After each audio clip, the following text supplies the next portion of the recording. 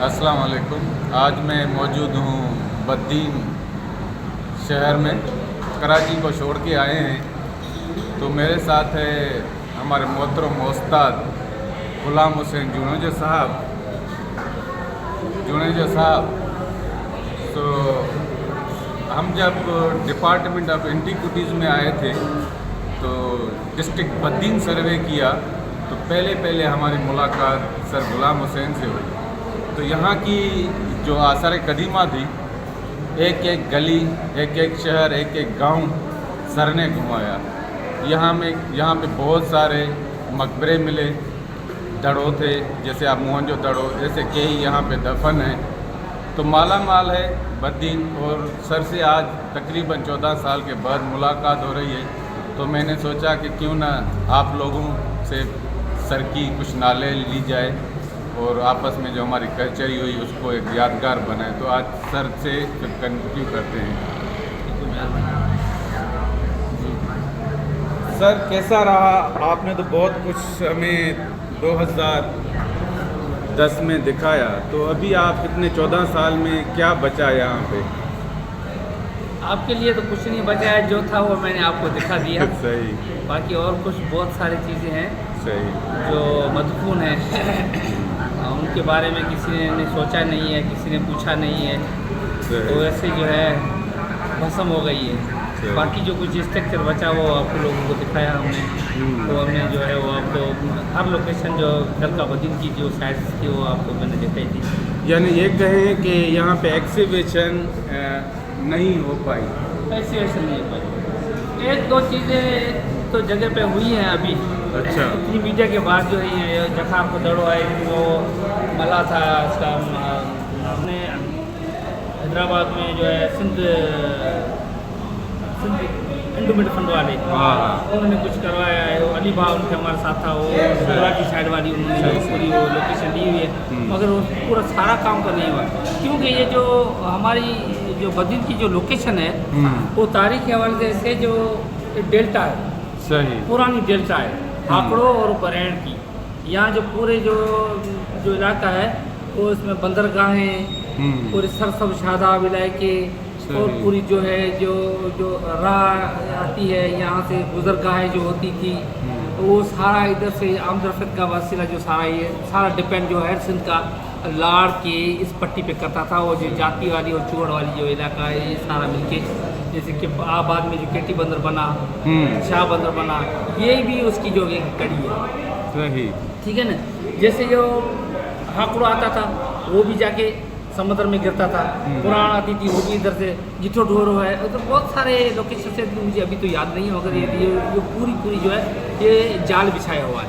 यहाँ से विगोकोट है, सुमरा लोगों की, यहाँ सुमरा खानदान के यहाँ 350 साल हुकूमत रही है। सही। यानी ये कहें कि ये जो मशहूर था सुमरा खानदान, यहाँ विगोकोट यहाँ है और अपनी जो है उसकी जो है वीरथरी सही वो यहाँ पे है, और रूपामाड़ी जो अभी जो जो रूपामाड़ी के तो बहुत सारे किस्से हैं। अभी जो रूपामाड़ी वो यहाँ पे इसलिए से ये सवाल कर रहा था कि रूपामाड़ी बहुत मशहूर है। वैसे भी यहाँ के लोकल जो कहानियाँ हैं वो बहुत मशहूर है।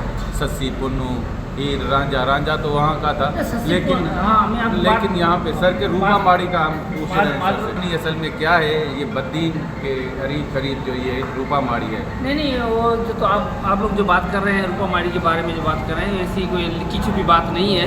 वो जो पूरी जो तारीख है जो सिंध की उसमें जो उसकी नुमाया जो लिखी जाती है। तो सुमरा खानदान ने कोई कहता है कि 500 साल, कोई कहता है 350 साल, 350 साल में सारे इकट्ठे होके सारे जो है माहिरीन जो इस पे कंटिन्यू है कि ये वही तारीख है। पहले इनका जो वो था दारुल हुकूमत वीरथरी था, उसके बाद जो है कहते हैं कि विगोकोट था, कोई कहता है कि मोहम्मदपुर था, कोई कहता, मगर जो है भूंगर राय उसने जो दूसरी शादी की वो गैर लोग सुमरों में से नहीं थी, वो गुजर खानदान की कोई लड़की थी, उसका नाम रूपा था। वो जाके अपने खानदान से निकल कर बाहर कोई बैठा उन्होंने लिए महल बनाया, फिर उधर शहर बना। तो भूंगर आया तो बड़ा आदमी था, बादशाह था, उसी वजह से ये जो है रूपा के नाम से जो माड़ी मशहूर है। और कुछ भी बात नहीं है। बाकी जो सारी जो साइली पट्टी हमारी जो है ये डेल्टा वाली, वो जैसे आते जाते गए लोग, आते जाते गए, ये तारीखें बदलती गई, किया हमारे वजह से नहीं हुआ, ये डेल्टा की वजह से मशहूर है। सिंध जो पूरी जो थी वो पहले सारा ऐसे जो इन्हें सारा पूरा डिपेंड जो है ना इस इलाके पे करता था। हाँ, थोड़ा बात ये हो रही थी सर, गुलाम हुसैन ये कह रहे थे कि ये जो इलाके हैं बद्दीन, खास करके ठट्टा, ये साहिली पट्टी पे हैं, तो पुराने ज़माने में सारे जहाज़ों पे कारोबार होते थे, रोड्स इतने थे नहीं, और तो इसलिए ये लारी बंदर भी यहीं कहीं था। लारी बंदर ज़िले ठट्ठू में भी है। हाँ, उसमें भी है। तो ये जो हम रोड लेकर आए हैं, ये आगे भी कोई और रोड है या फिर आगे समंदर ही कंटिन्यू चलता है? नहीं, बस अभी कोस्टल पे कोई नहीं है। अभी जो है वो कहते हैं कि फिजिबिलिटी रिपोर्ट इसकी अभी बनाई गई है पुराने वक्त में, अभी वो उसके काम अभी चलेगा। जो निकला है अभी कोई लोग अपना हाँ, वो जो घर पे लगाया। अच्छा, ये तो बातें सुनते रहते हैं, कोई हुकूमत आती है, कोई अपना जो है वो करती है टर्न पूरा करने के लिए कुछ बातें करती है, मगर ऐसी कोई कोस्टल एरिया अभी हमारे लिए नुकसानदायक ये चीज़ हुई है कि जो पूरा पानी है वो समंदर को यहाँ से मिल नहीं रहा, उसकी वजह से जो समंदर से वो हमारी तरफ आ गया है। अच्छा, ये मैंने काफ़ी सुना था कि ये समंदर जो है ज़मीनें खाता आता आ रहा है। तो मैंने जब विज़िट किया ठट्टा की तरफ, कोस्टल हाईवे आपको पता है बम्बोर से शुरू हो रहा है, तो मैं वैसे झूठ समझता था कि यार लोग कहते हैं कि हमारी ज़मीनें खा रहा है। तो मुझे ये एहसास तब हुआ कि जब कोस्टल हाईवे ने उस जगह को रोका हुआ था कि समंदर के करीब चल रहा है। मैंने कहा ये नहीं होता तो ये मुसलसल खारा पानी ज़मीनों को ख़त्म करते करते करते ऐसा से, तो ये बद्दीन की तरफ ऐसा क्या है? ये तो फिर बद्दीन की तरफ सबसे जो बड़ी जो हमारे लिए आफतज़दा जो चीज़ है, हमारे लिए अजगर जो बनी हुई है, वो है LBDO। अच्छा, LBDO जो है वो उसका पानी जो आता है वो पंजाब से आता है। अच्छा, और थर की सहरा और जो है सिंध की जो है इलाका जो है सरसब से बिल्कुल बॉर्डर से निकल के आके बद्दीन के जो है वो साउथ में जो है समंदर में गिरता है, मगर उन्होंने जो लाइन बनाई है वो बिल्कुल सीधी बनाई हुई है। उसकी वजह से समंदर पूरा जो है उस LBDO के रास्ते से अंदर आ गया है, घुस गया। पूरी जो ज़मीनें हैं वो बंजर बन गई हैं, लोग चिरागाहें खराब हो गई हैं, जो देहात जो सारे थे, गांव वाले सारे लोग जो है वो उन्होंने शहरों की तरफ आना शुरू कर दिया। बेरोज़गारी है, लोग कोई इतनी फैसिलिटीज़ लोगों के लिए, मकामी लोगों के लिए कोई मैसर नहीं है जो अपना गुजारा कर सके। बाकी सारे जैसे हमारे लिए खंडरात पड़े हैं, हो सकता है आइंदा दिनों में बद्दीन पे ऐसा खंडरात हो जाए, ये सूरत हाल रही तो। क्यों कि जो पहले सुनते आ रहे हैं जो ये वंग और बल्हार, ये शादाब शहर थे, सब्ज़ और शादाब शहर थे, उनके तो हम निशान देखते हैं।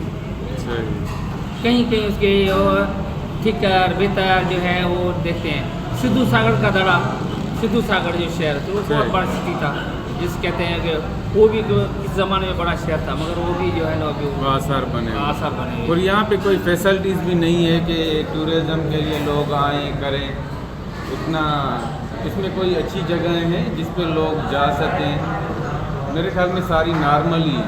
नहीं ऐसी नहीं है। अगर हुकूमत चाहे तो जंगल में मंगल भी बना सकती है। सही बात है। पूरी जो लोकेशन जो है साहिली पट्टी है वो जो बनाना चाहती है तो टूरिज़्म के लिए बहुत अच्छी जगह है। आबोहवा भी अच्छी है, हमारी पूरी सिंध से आबोहवा जो है वो साहिली पट्टी वाली अच्छी है, ठंडक है, यहाँ लोग आते हैं, परंदे आते हैं, और भी जो चीज़ें मछली वगैरह लोग पकड़ते हैं। बहुत लोकेशन अच्छी है, अगर हुकूमत बनाना चाहे तो बिल्कुल बना सकते हैं। पानी का कलर कैसा है यहाँ पे? पानी का कलर ऐसा है कि समंदर का जो पानी होता है वो तो हर दुनिया में जो है हमारे लिए वो नीला ही कलर है। बाकी ये जो पानी यहाँ ज़मीन का जो जर का पानी वो मीठा नहीं है। अच्छा। समंदर के आने की वजह से ये पानी सारा खारा हो गया, कड़वा हो गया, उसकी वजह से यहाँ से पानी जो है वो हम तो ये सीधी बात है कि हम पूरे पाकिस्तान का गटर पीते हैं। पानी हमारे लिए मैसर नहीं है। बहुत से प्लांट लगा हुए हैं मगर पानी हमारे लिए मैसर नहीं है। हम जो पानी का बिल्कुल बद्दीन जो है बिल्कुल गटर पीता है, गटर है बिल्कुल। मातली का, हैदराबाद का, जैसे मुल्तान से लेकर जो पूरा पानी का गटर आता है वो बहकर यहाँ से क्रॉस करके समुद्र में गिरता है। मातली तो काफ़ी अच्छा है, ये वो तो है, मगर वो जो गटर से ड्रेनेज सिस्टम तो वो तो पूरा इधर ही है। अच्छा, सही। इस वजह से जो है तो सर गुलाम हुसैन ये कह रहे थे कि पानी यहाँ का बिल्कुल खारा हो चुका है और असल में हम माहौलियाती अच्छा होना चाहिए माहौल, वो तो है नहीं। हम हैं आसार कदीमा वाले, तो आसार कदीमा पे हमने थोड़ी मुख्तसर बात की। यहाँ पे बहुत सारी साइटें हैं, मैं कहूँ कि 200 यानी 100 की तादाद में है। मैंने तो पता नहीं, खुद 150 से ऊपर की होंगी, मुझे भी याद नहीं। लिस्ट में गई तो लिस्ट में गई। तो ये डिपार्टमेंट ने भी काफ़ी काम किया है। कुछ मकबरे जो बिल्कुल खस्ता हाल थे उन पे काम किया।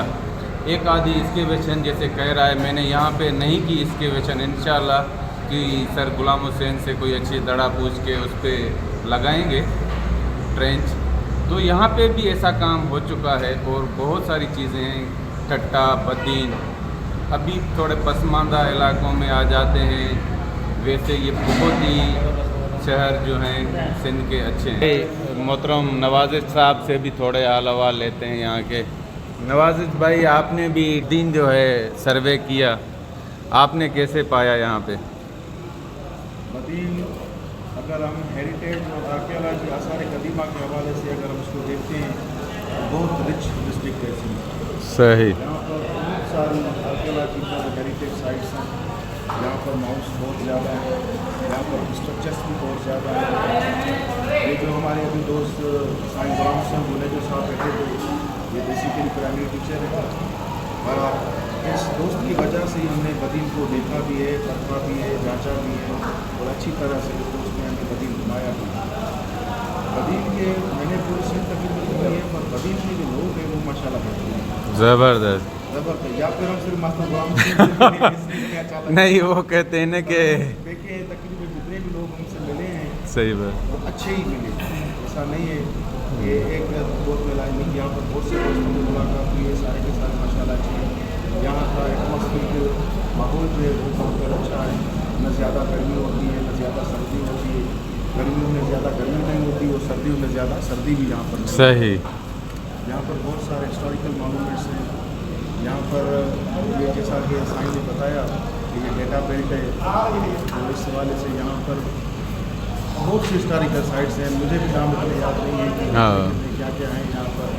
यहाँ पर सिंध की जो हुक्मरान थे जो 1050 से 1350 तक सिंध पर हुकूमत की थी, उनकी जो वादी कैपिटल था वो यहाँ पर था। मेरी घर के नाम से पहले यहाँ पर हुआ करता था, वो भी बदीन में ही है। बदीन बड़ा रिच शहर है अकॉर्डिंग टू आर्कियोलॉजी और हेरिटेज साइट्स। ये आज के इसके मकबरे यहाँ पे कहाँ पे हैं? भाई वो के सेकों की वजह से, अच्छा, सैलाब की वजह से, क्या कहते हैं उसको, जो नमी लगती है, हाँ हाँ, उसकी वजह से जो सारा स्ट्रक्चर जो है हमारा तबाह हो गया है सही। पूरा का पूरा। तकरीबन कहीं कोई चीज़ नज़र आएगी उसके आधार पे जो है हम कुछ काम कर सकते हैं, मगर जो है पूरा जो स्ट्रक्चर जो हमारा है वो बिल्कुल जो है वो सुकून हालत में हो चुका है। कहीं कोई जगह, कहीं कोई स्ट्रक्चर, कोई स्टोपा वगैरह, कोई निशान, कोई आसार कोई मिलते हैं। वरना जो है ना नमी की वजह से और समुद्र के पानी की वजह से पूरा स्ट्रक्चर जो है वो सुकून हालत में, खस्ता हालत में खराब हो चुका है, देखने के काबिल रहा ही नहीं। तो हम क्या बताएं? सही बात है। गुलाम हुसैन साहब, मैं आपकी बात से बिल्कुल मुत्तफिक हूँ कि बिल्कुल यहाँ पर नमी बहुत ज़्यादा इसलिए भी है कि यहाँ पर समंदर की हवाएँ बहुत होती हैं, ठीक है, इसलिए क्योंकि सिंध के हिस्टोरियन जो हैं हमारे मौके के रिसर्चर्स तारीखदान, वो सिंध के अगर हम तकसीम करते हैं सिंध को तो 4 हिस्सों में तकसीम करते हैं ना। पहला हम करते हैं सरेला यानी स्टार्टिंग पॉइंट, सही। कश्मीर, कोटली, शिकारपुर, सक्कर, लाड़काना, सेवन। उसके बाद आता है बीच वाला हिस्सा, उसको हैदराबाद, रोशर फिरोज, नवाब शाह, ये बीच वाला हिस्सा। उसके बाद आता है लाड़ हम उसको कहते हैं जहाँ पर समंदर हवाएँ पहुँचती हैं, जैसे बदीन हो गया, टक्का हो गया, कराची हो गया, मीरपुर हो गया, ये हमारा लाड़ी इलाका है। उसके बाद चौथा इलाका है हमारा रेगिस्तानी इलाका, नंगा पार्कर, मिट्टी, उमरकोट, ये हो गया। अच्छा, इन बड़ी खरीद इलाकों में भी अलग अलग डिस्ट्रीब्यूशन की है। एक होता है डाट की थर, जहाँ की ज़मीन जो है वो सख्त होती है, और एक होता है थर जहाँ पर सिर्फ रेत होती है, वहाँ की ज़मीन वो नहीं है। तीसरा है वाइट थर, अछड़ा थर जिसको अछड़ो थर, वो नवाब शाह से जाके हमें मिल रहा है। सांगड़ से सही। सांगड़ से भी हमें अच्छा ऑफर मिलता है, ये डिस्ट्रीब्यूशन होती है। हम जहाँ पर बैठे हैं ये सिर्फ का लाड़ का ऐसा है, लोअर लाड़ का ऐसा है जिसको हम कहते हैं लाड़ी साइड। ये बदीन वो ऐसा है जहाँ पर समुद्री हवाएं पहुँचती हैं और समंदर यहाँ की हज़ारों नहीं बल्कि लाखों करोड़ों एकड़ ज़मीन निकल गया है। क्यों निकल गया है? ये समंदर खारा है, नमकीन है, उसको मीठा पानी चाहिए। जितना उसको हम दरिया का पानी देंगे समंदर पीछे जाता जाएगा। अभी हमारे दरिया ही सूखे हुए हैं, जो अभी हमने देखा। अभी आपने देखा कि दमदमा जो क्रॉस कर रहे थे सिजावल से, तो वो बिल्कुल सूखा हुआ है। सिंधु दरिया देखें, कोटड़ी बैराज देखें, लोअर स्ट्रीम देखें, डाउन स्ट्रीम देखें, वो बिल्कुल सूखे हुए हैं। वो पानी ज़्यादा जितना होगा समुद्र को पीछे करेगा। यहाँ पर भी इतनी बहुत सी आर्कियोलॉजिकल हेरिटेज साइट्स भी इतनी हैं जो समंदर की वजह से गर्क हो गई है, समंदर के अंदर रह गई। तो सरकार तो करती है कि हम उसको एक्सप्लोर करें, हमारे पास फिर ज़राए नहीं है। अभी हमारी दिल भी है, ख्वाहिश भी है कि हम भी जाके खुद उसको एक्सप्लोर करें। सही बात उसकी जो तारीख अभी समंदर में चली गई है वो तो बिल्कुल ही नहीं है, कुछ कर रहे हैं उन पर। दुआ करें जो रह गया है वो सलामत। चलो ठीक है, थैंक यू। तो सर आपकी बड़ी मेहरबानी, आपने हमें खाना खिलाया और ज़बरदस्त चाय। ये वो तो हमारा फर्ज तो था, वो तो अपने आपकी मेहमान नवाजी का लाख एहसान। तो फिर कहीं इंशाल्लाह मिलेंगे। और सर गुलाम हुसैन। मेहरबानी।